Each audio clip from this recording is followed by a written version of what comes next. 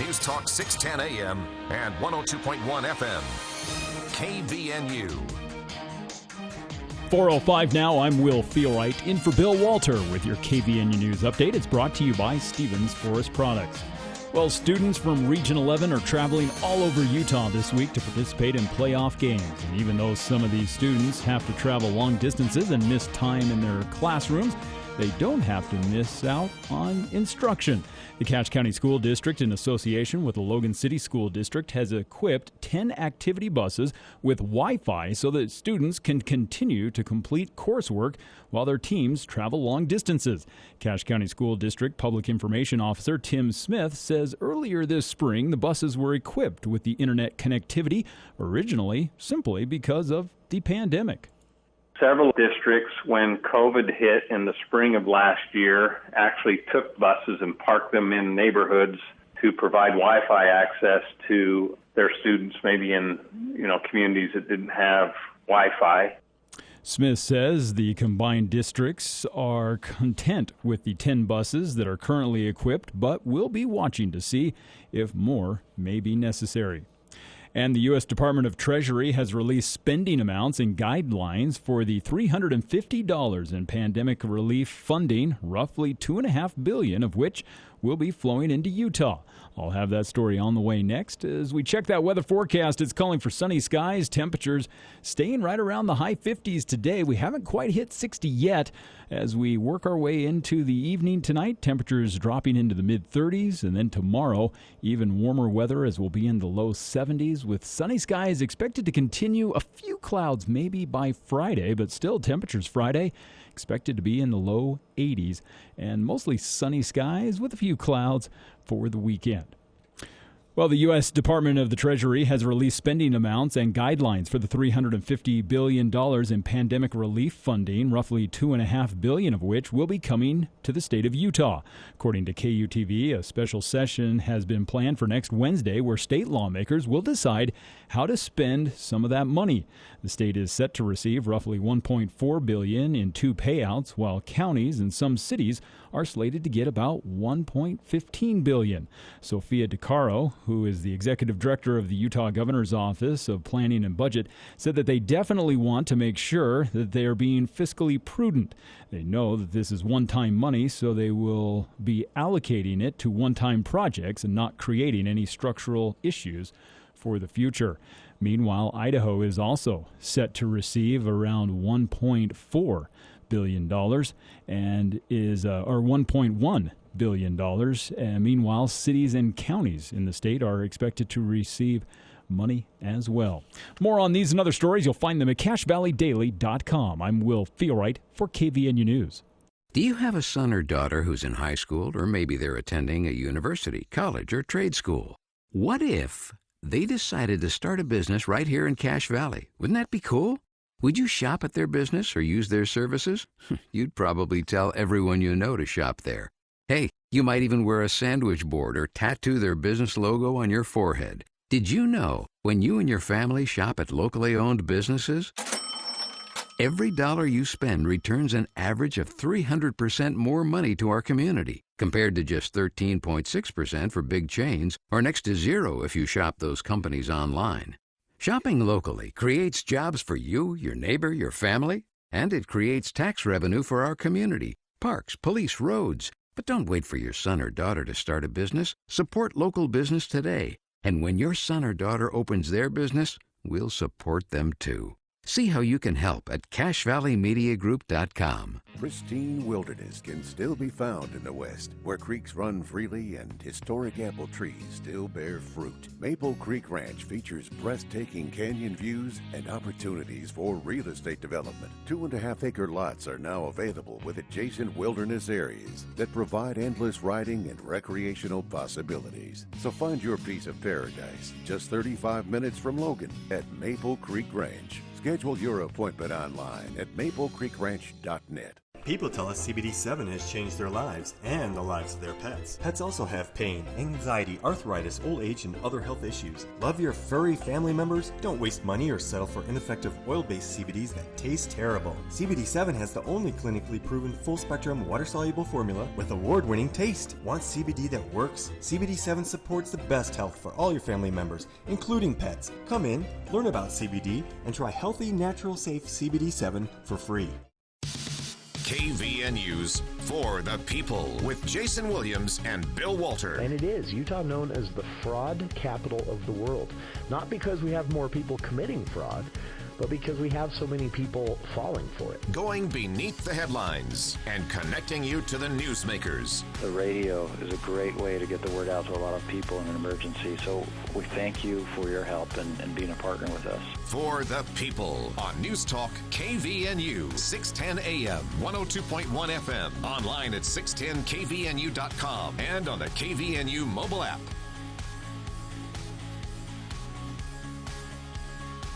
Welcome to KVNU's For the People. It is Tuesday, May 11th. I'm Jason Williams. Quite a bit planned for the show today. You're going to want to stay tuned for the full 2 hours.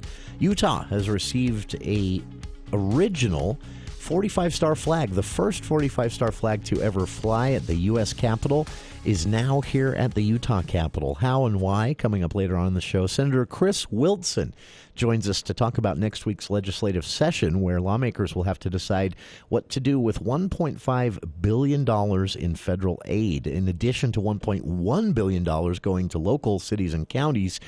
A lot of money has to be spent, and they are going to decide how to do that next week. Senator Wilson joins us to talk about his priorities, what he's going to be hoping to contribute.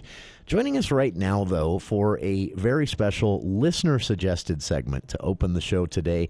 Last week, we talked about the celebration happening at the Golden Spike location, return of that celebration after it was canceled last year due to the pandemic. A lot of people very excited to be able to get back out there. If you were out there, you maybe noticed a book, and you maybe made note of the author's name. This was a book of railroad history in the Utah and Idaho areas, and it's written by a man named Thorton Waite, who is a rail historian. Lives in Idaho Falls, and he is our guest here to start today's show.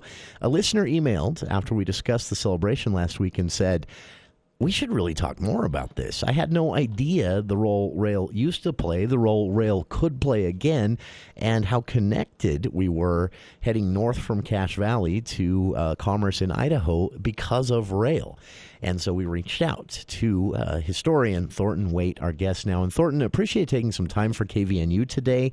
If you can, start us out. How does one become a railway historian?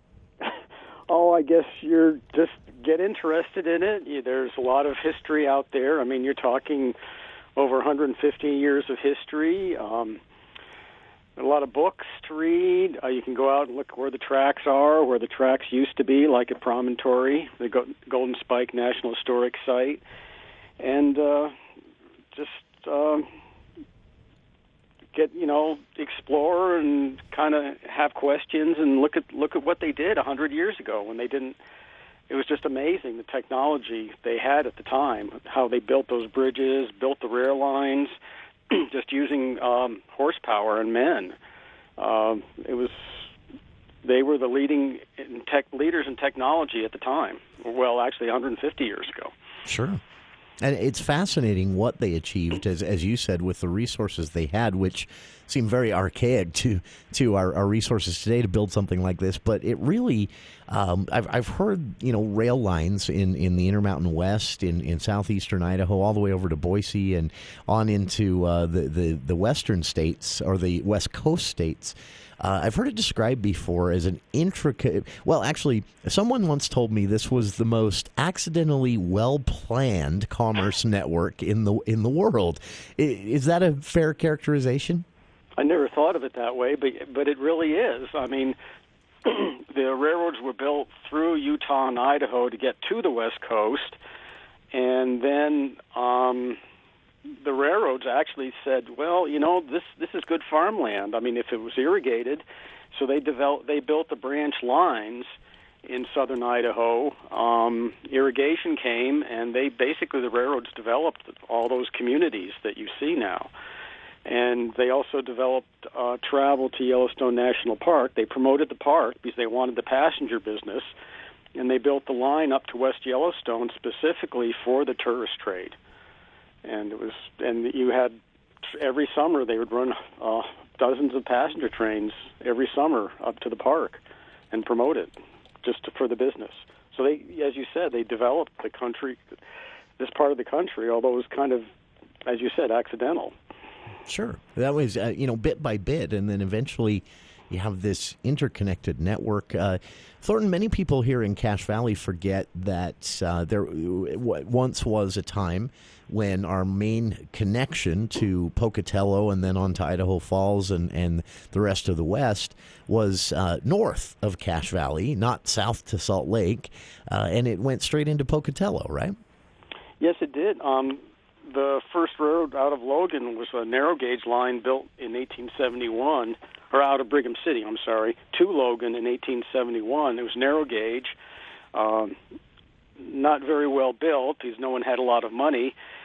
They were building line from Ogden up to the Butte mines where there was gold and silver. No one really cared about copper at the time. And it was built up to Franklin. They ran out of money. And in 1873, and then about 1878, the Union Pacific Railroad took it over, and they extended the line up to Butte by 1881.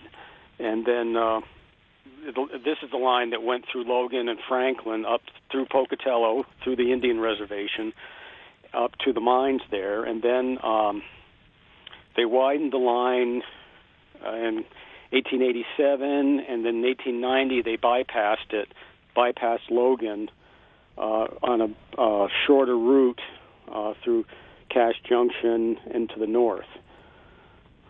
That was what was the reason for that? What the bypassing? Well, it was shorter. They had better grades. They were able to. It was easy. It was easier to construct at the time. They had better equipment, and they had more time to survey a better line. Oh, okay. And they didn't have to go through the mountains the way they did, over the hill to Logan. So it was a much better line to run and operate. Makes sense. That I know. It's I can't ever decide if it's a pipe dream or if it's something that will become a reality. But there's often talk lately of reviving some of this stuff about. The way that rail could once again play a role in something you've written about. In fact, I should highlight this. You're the author of many books.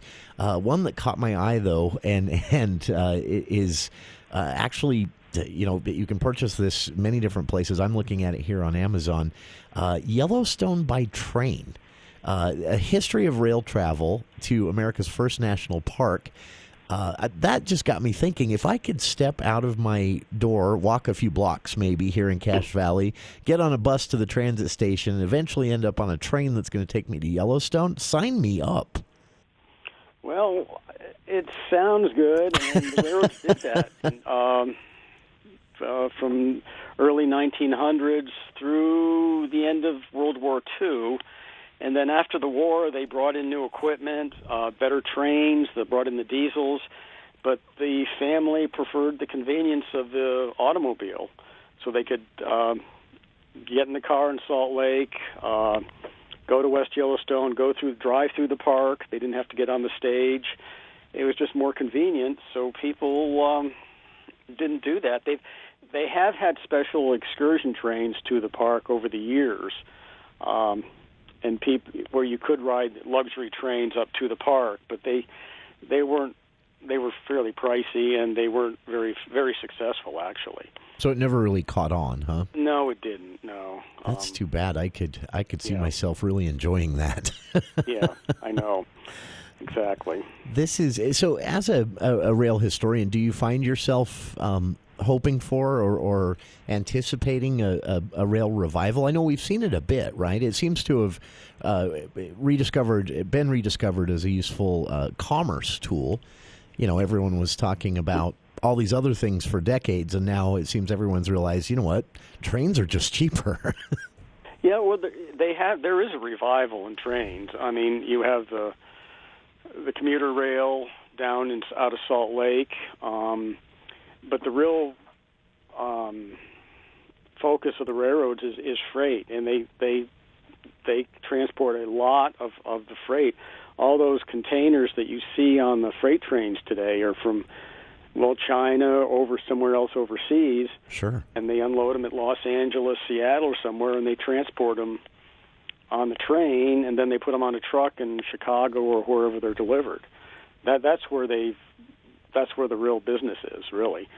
Not that many people ride Amtrak, which is the nation's passenger service today. That's for lots of reasons. It's slower than a plane, and it's more expensive, and just not as convenient. Talking trains and rail here with our guest to kick the show off today, historian Thorton Waite. He lives in Idaho Falls. He has written many books about everything from rail and passenger travel into national parks to the role of rail in mining, rail connecting Pocatello to places south like Cache Valley and places further on to the west. The importance of rail, obviously, in our history is somewhat well known, but on the other side, we'll talk to Thornton about some of the things he learned in his research for these books, some things that might surprise you even about rail in the West, here in Cache Valley and elsewhere. Our guest again, historian and author Thornton Waite. Please Google his name. I've posted a link on our Facebook page to places where you can purchase the books, but a fascinating, very detailed history of rail in the West in many different roles, and I've linked to those on our Facebook page. We'll be back with more with our guest, again, historian and author Thornton Waite. We're talking trains here on For the People. We'll be back right after this.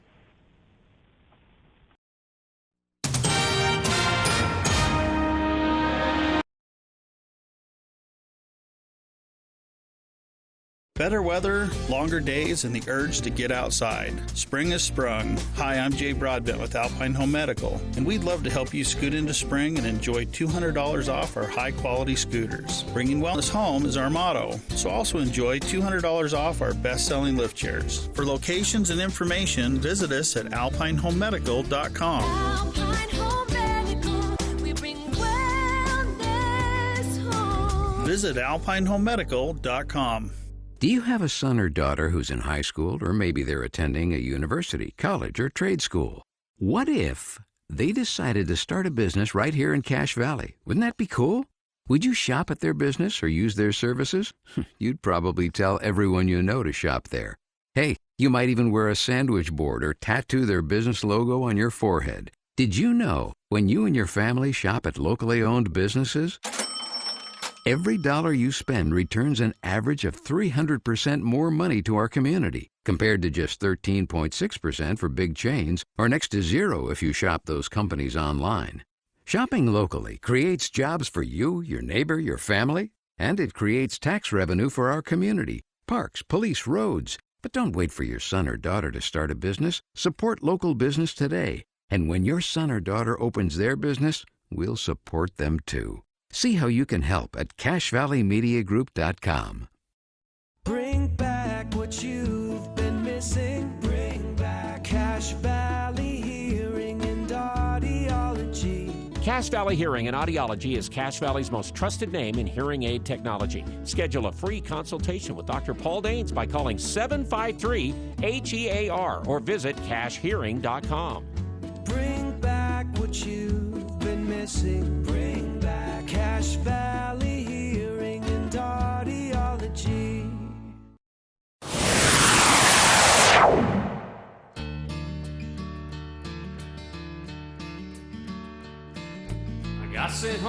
Welcome back to KVN News For the People.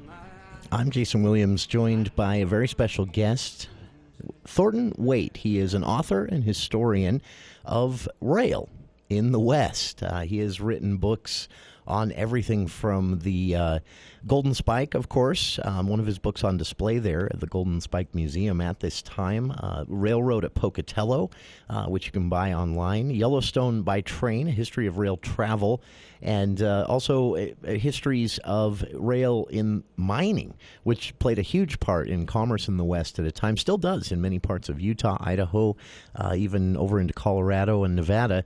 And Thornton, I set this up a bit so you could think about it during the break there. Yep. Since I hadn't really kind of surprised you with the question, that to me is the most fun part of talking to historians in general. What did you learn as you were going through this? Were there surprises? Were there things that you picked up and thought, oh, you've got to be kidding me? Surprises historically, otherwise? Again, I think it goes back to the technology of the railroads at the time. Just what they did, they were at the forefront of technology. They were learning things. They'd design a bridge and see if it worked, and I hate to say it, sometimes they didn't work, but they developed new materials. They went from iron rails to steel rails. The trains got faster as they developed more powerful locomotives. Railroad cars used to be all wood, and they found out that wood didn't last very long, so they built steel cars. It's everything they did. I mean, there were journals and societies all related to the growth and development of the railroad technology. It was just some of the bridges. The bridges are really fascinating when you think about it. They were being built in the middle of a desert where there were no towns or anything. If the rails reached the river, they were lucky. They would have to bring the bridge in pieces and put it together with rivets or bolts or something like that. And it was a challenge on everything they did, and they succeeded and they learned, and some of the bridges that were built over 100 years ago are still in use. We have some bridges that were put over the Snake River at American Falls, and they're still standing today. Some are even in use by the railroads in eastern Idaho. Others are part of recreational trails. And I think it was also interesting that a lot of the towns in the country were established by the railroads, like Pocatello. It was the junction of the east-west and the north-south lines of the Union Pacific, and it grew. They had railroad shops. They employed thousands of people, literally, to fix the trains, run the trains, and sort them out. And without the railroad, if the town bypassed a railroad, if the railroad bypassed a town, the town that was bypassed would die, and the new town would develop along the new rail line. I mean, they were that important to the economy. That is amazing. That's and so when you look at a map of the West, Cache Valley being a good example, Pocatello another, Ogden here in Utah as well, and then contrast that with the history of rail. You see, it wasn't an accident, right? The towns were following the rail lines.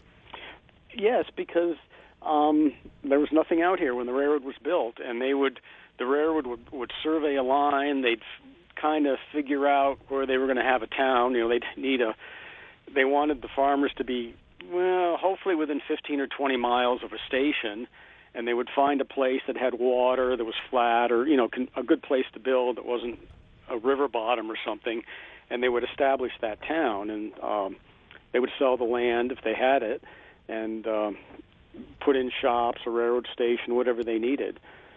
There was a town in Ashton, Idaho, that's named after an engineer, surveying engineer for the railroad. There was a town called Marysville to the east, a few miles to the east, and the people in that town were asking too much for the land for the rail line, so the railroad said, okay, we'll bypass you. And they established the town of Ashton, and the town of Marysville basically died. And Ashton's still a railroad town today. Fascinating. That's and as this shifted and moved and expanded over the years, as we joked at the start here, someone once told me that rail in the West was the best planned or best accidentally planned network. A lot of this was geography defined a lot of things, but as I understand it, correct me if I'm wrong, and add your perspective here, but a lot of rail was, you had a point A and a point B. A point B wanted something point A had, and they built a rail line. That's why the Utah Northern was built. They had gold and silver in the mines up in Butte, but they couldn't get the equipment up there to process it. And they built the railroad to do that, and because of that, Butte was able to prosper. And then they happened to find copper, and that was it. I mean, Butte prospered and became a really important location because of the railroad. Then, as it turns out, the narrow gauge line that was built to Butte couldn't handle the amount of ore that was being shipped out, and they had to standard gauge the line from Butte down to Ogden. Actually, they did it from Butte to Pocatello in one day. They prepared everything, and they just widened the line from 3 feet to 4 feet, 8.5 inches in one day. That's like the technology that we talked about. They develop things, processes like that, engineering. That is, again, just fascinating. So what comes next for you as a historian?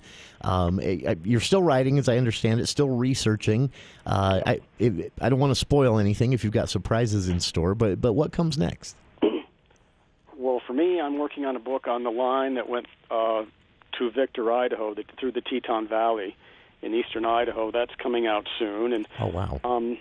I just always come across things that are interesting, histories or histories of railroad trains, named passenger trains, City of Portland, Portland Rose, Yellowstone Special, the Butte Special. When I travel, I'm always looking for railroad artifacts or historical landmarks. Like a promontory site or other places like that.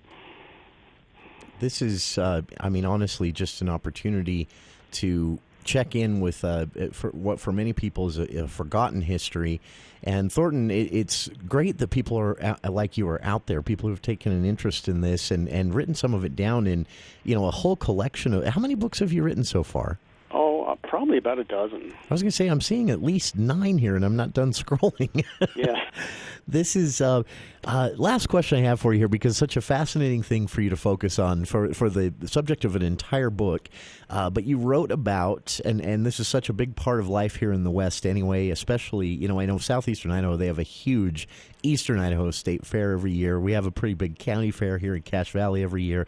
You wrote about railroads and fairs, county and state fairs.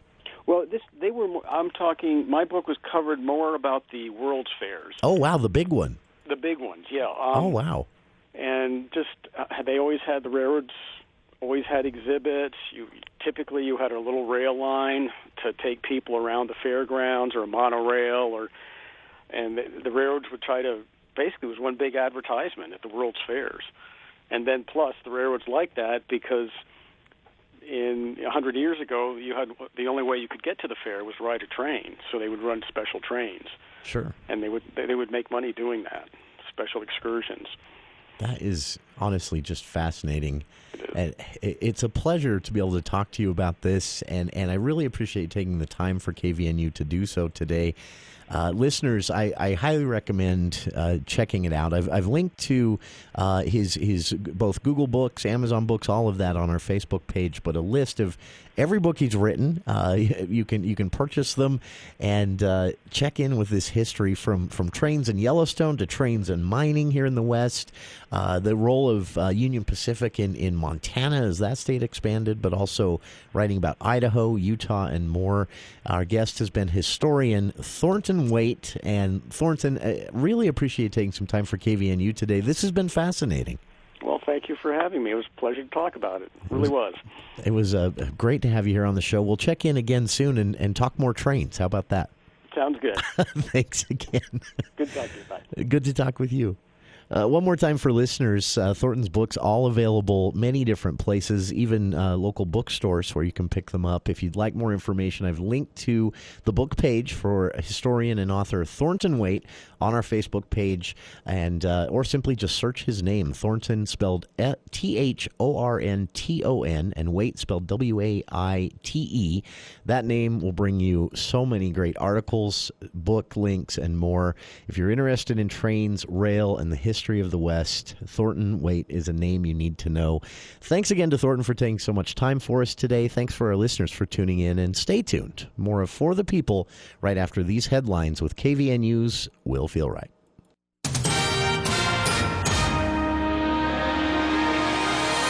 Well, thank you, Jason. The news this hour brought to you by Maple Creek Ranch.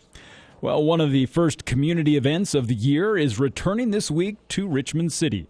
The 106th annual Black and White Days begins today and continues through Saturday.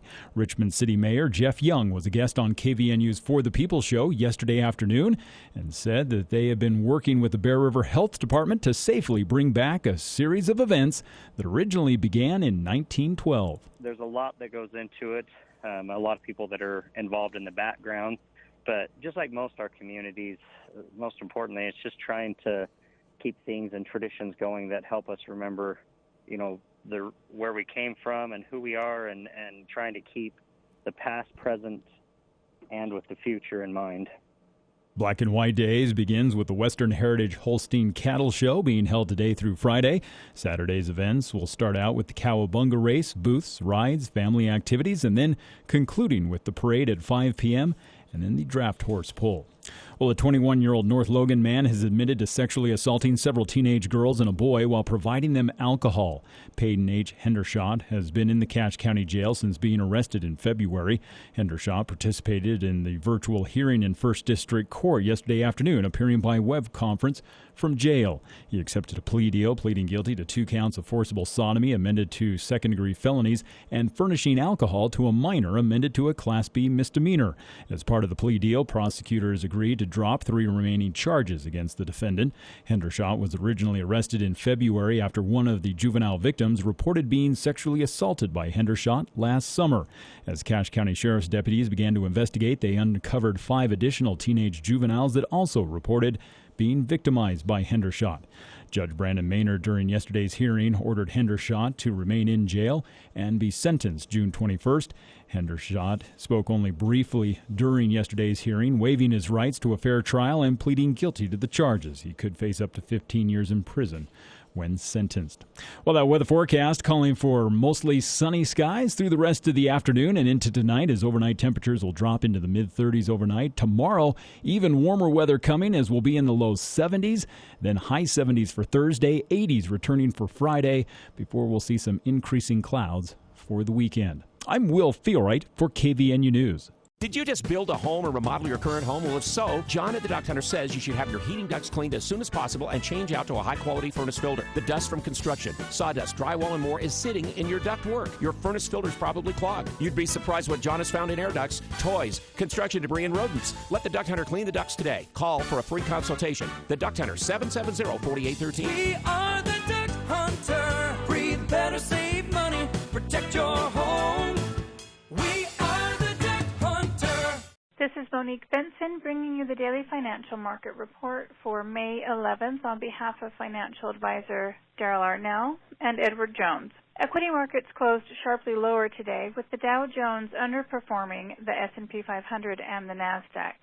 The technology sector opened the day lower, but in an odd rebound recovered somewhat throughout the day. Inflation concerns are the instigator, though the 10-year rates were slightly higher, as were gold and oil. The Dow Jones closed down 472 points at 34,271. The NASDAQ closed down 12 points at 13,389. And the S&P 500 closed down 36 points at 4,152.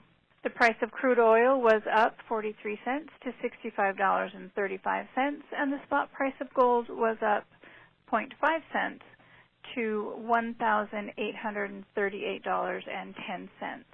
In stocks of local interest, Home Depot was down $10.46 to $330.66.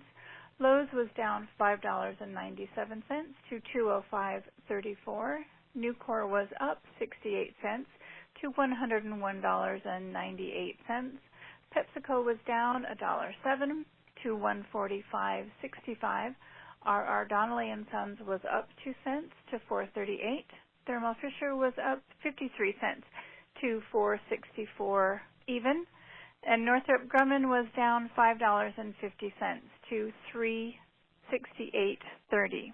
This is Monique Benson of Edward Jones, member SIPC, serving individual investors with personalized attention and financial advice with offices in Providence, Logan, and Smithfield. UNI Furniture works hard at stocking up on what customers want. If you shop their store and see something you like, you can purchase it and take it home. UNI has a great selection of popular styles of sectionals and bedroom sets. And if you're looking for a chair, they have hundreds of chairs. UNI also wants you to know the technology of beds has changed so much. So if you're sleeping on an old mattress, you might consider a new one. And UNI has the full line of Maloof line of mattresses, sheets, pillows, and adjustable bases. If you're furniture shopping, you'll find a better buy at UNI Furniture, downtown Logan. Dad, are you looking at Chevy trucks from Hanson Motors again? Oh, with all the stimulus money? Son, you and your sisters were worth a lot of money to me last month. But I'm worth the most, right? Sure. How do I convince your mother I need a new truck? Well, it's not just a truck, it's a Hanson. True. You could tell her Hanson Motors was voted Dealer of the Year 3 years in a row. I like the way you think. Up top, buddy. Hanson Motors in Brigham City. Adams Wealth Advisors have helped thousands of people create financial peace of mind. Understanding your family, job, hobbies, and goals is how Adams Wealth Advisors earn the long-term trust of the individuals they proudly serve. This is Craig Adams. At Adams Wealth Advisors, we're here to help you receive peace of mind, whether you've done a lot of planning or a little planning. Count on our team at Adams Wealth Advisors for honesty, professionalism, and integrity. Visit AdamsWealthAdvisors.com. That's AdamsWealthAdvisors.com to schedule a time with an advisor today.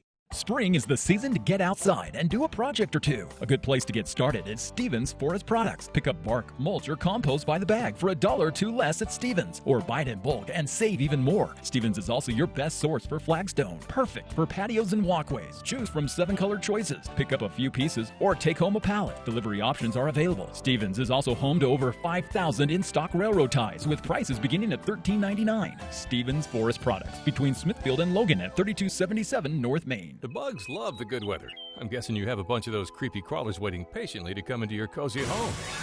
Let Logan Extermination take care of those unwanted pests with a monthly exterior spray. Now through October, they'll spray your home's exterior for only $50 per month. That's a savings of $15 each month. Call Logan Extermination before your home becomes enemy territory. Logan Extermination, 752-8450. Logan Extermination is a great place to work, and they're hiring. Call today for more information.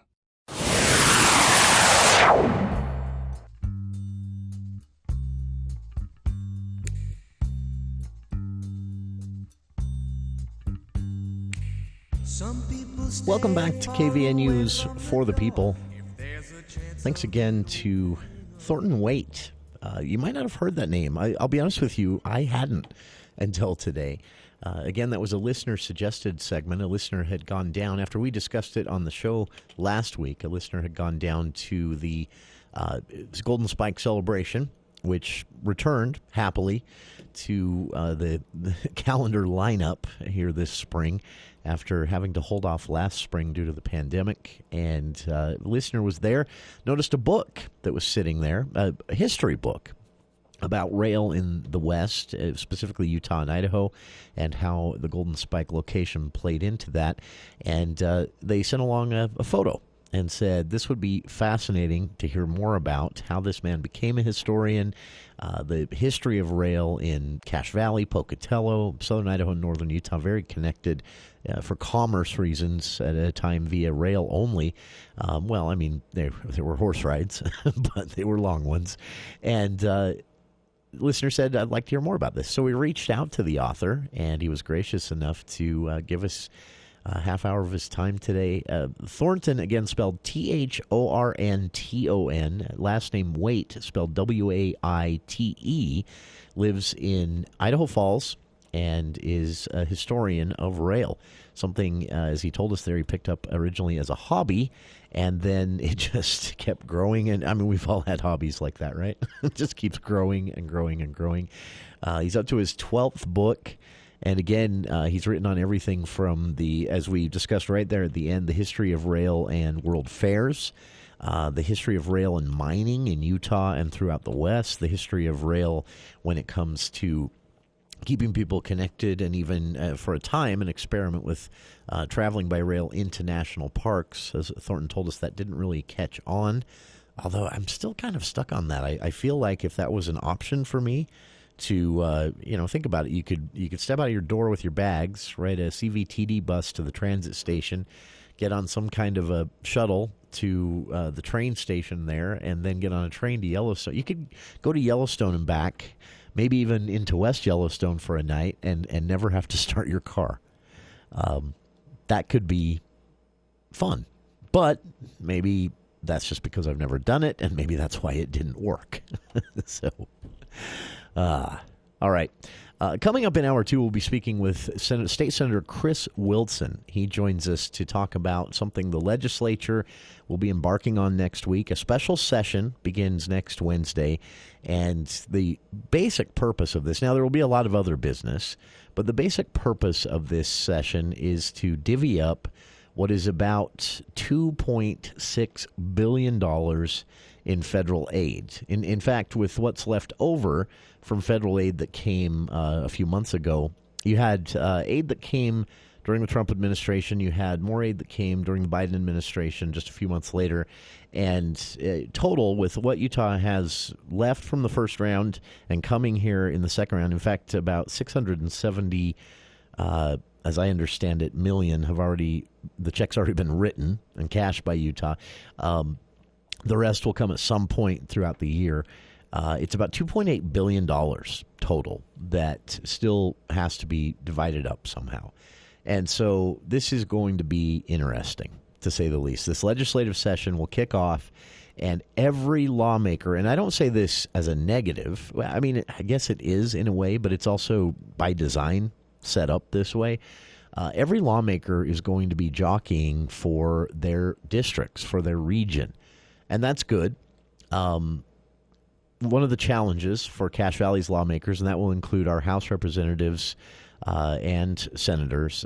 We do have, a senator that represents a sliver of the south end of Cache Valley, as well as most of the valley and Rich County and even some of Summit in Senator Wilson's district. Their challenge is going to be getting heard.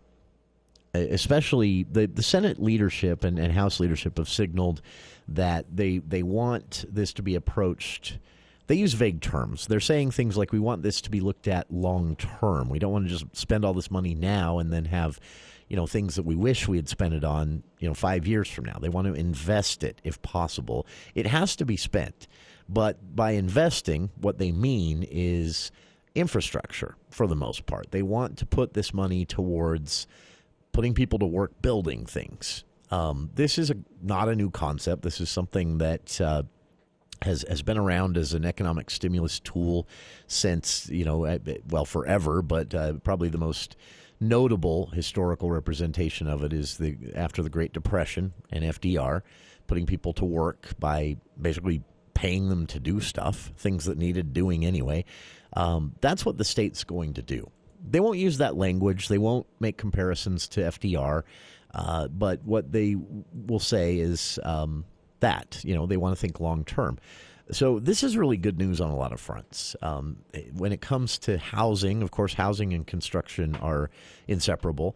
When it comes to infrastructure, you remember during the gubernatorial debates last year, it was people could not talk about infrastructure, specifically broadband, enough. And the biggest reason for that, of course, is here we are in this pandemic, and we're realizing very quickly that there are a lot of Utahns very cut off from, the ability to work from home, from the ability to have their kids at home and still attend school. There are some areas in the state where there is not really a good broadband connection, and what the state learned was that our maps didn't reflect that. Our maps actually make it look like broadband saturation in Utah is pretty good. It's everywhere.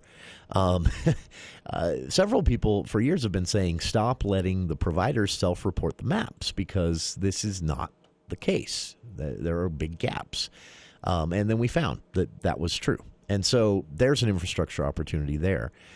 How this money is divvied up also matters, and we'll talk about this with Senator Wilson as well, but something for you to keep an eye on. What the legislature will do is they'll block grant this.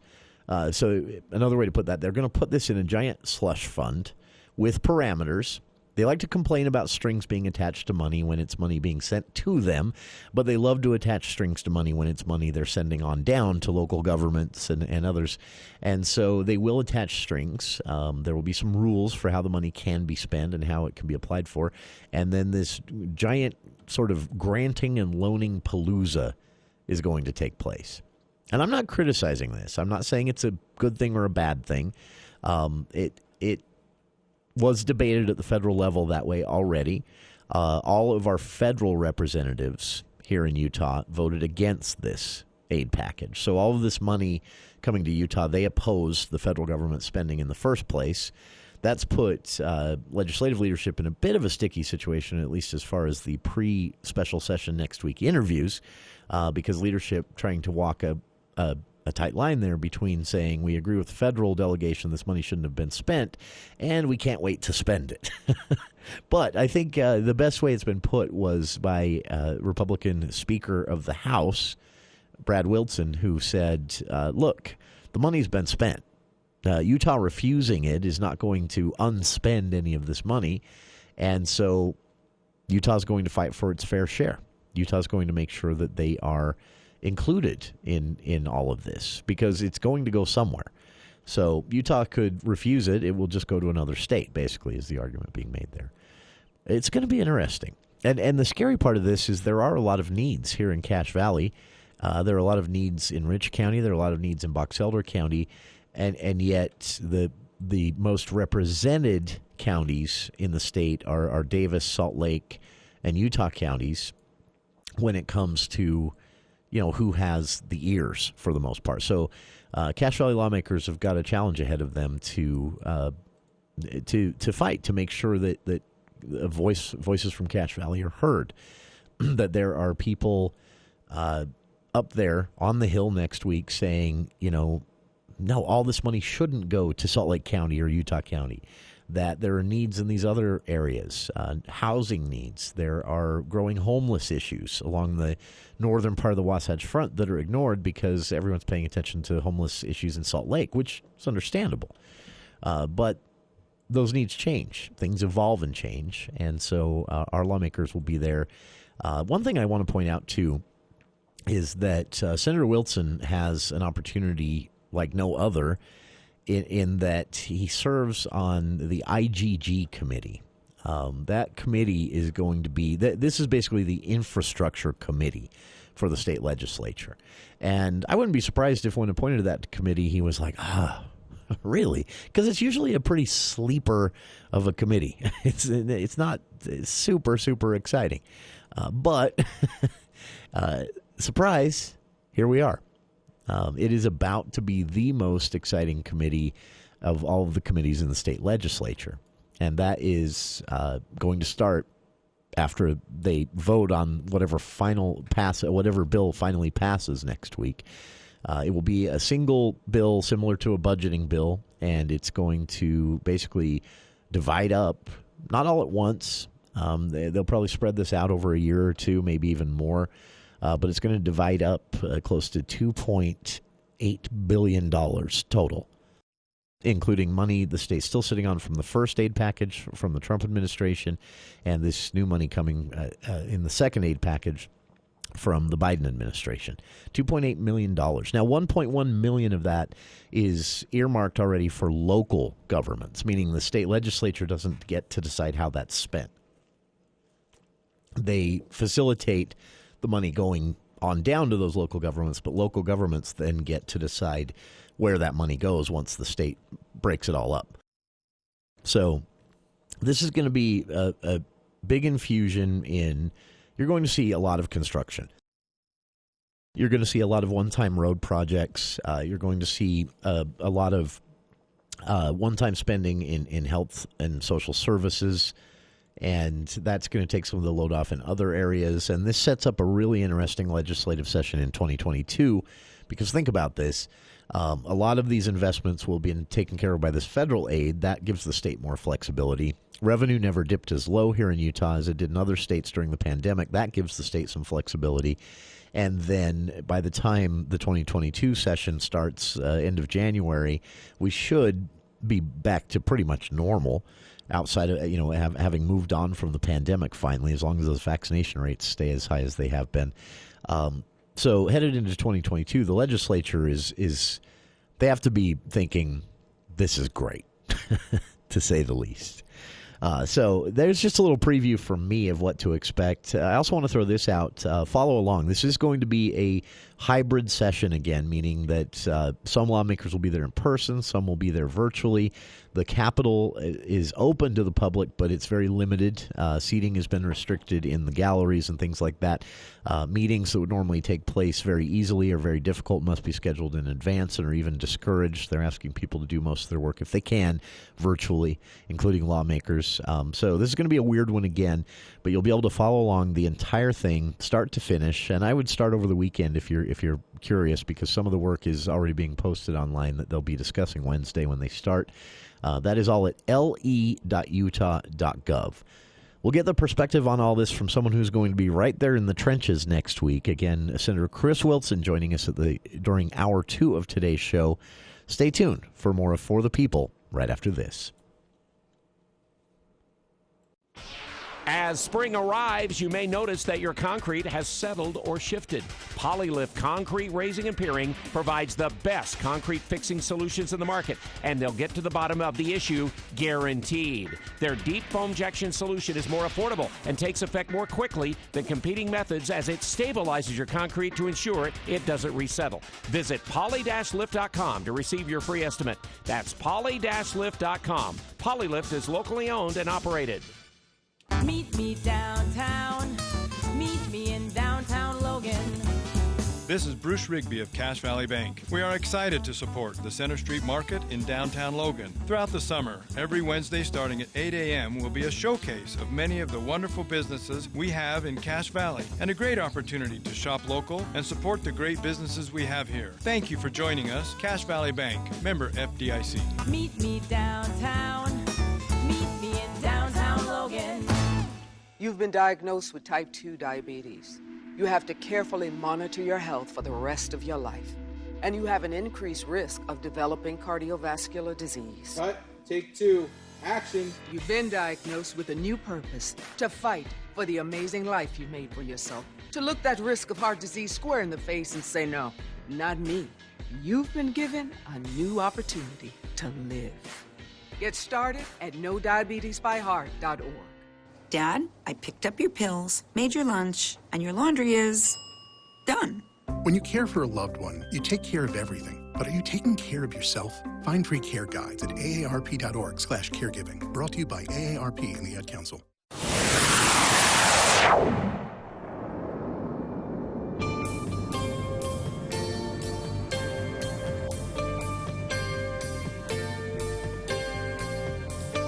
Welcome back to KVNU's For the People. Again, coming up in hour 2, Senator Chris Wilson. Utah received the first ever 45-star flag to fly at the U.S. Capitol.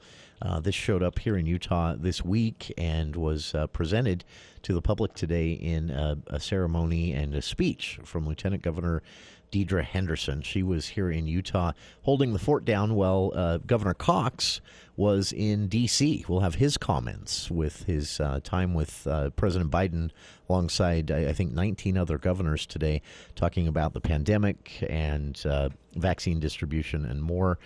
That's all coming up in hour 2 as well.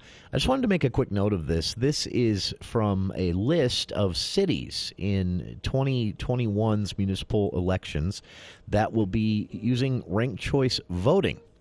This is quite a list. Bluffdale, Cottonwood Heights, Draper, Elkridge, Ganola, Goshen, Heber City, Lehigh, Magna, Midvale, Mill Creek, Moab. You notice most of those not in Cache Valley. Newton.